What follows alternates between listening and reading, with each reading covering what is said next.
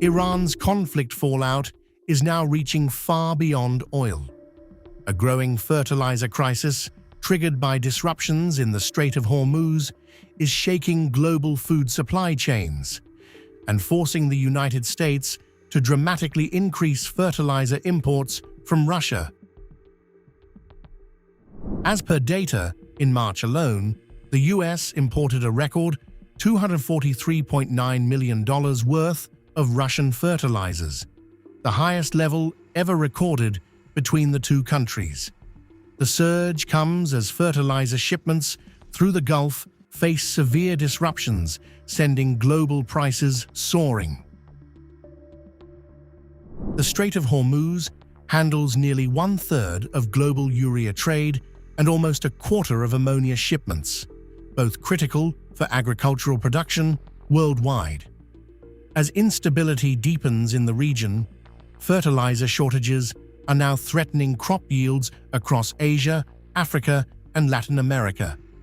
At the same time, Europe and the UK are bracing for rising food inflation and agricultural pressure, with fears that poorer nations could be pushed deeper into hunger as global food supplies tighten.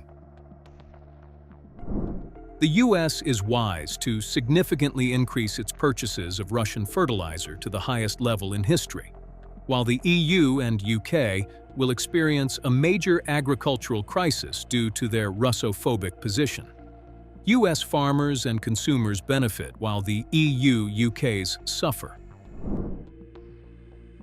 Russian fertilizers remain globally competitive due to cheaper natural gas used in production, keeping Moscow's export prices lower even amid geopolitical tensions. Analysts say new U.S. tariff measures also ended up hurting several Russian competitors more than Moscow itself. The result?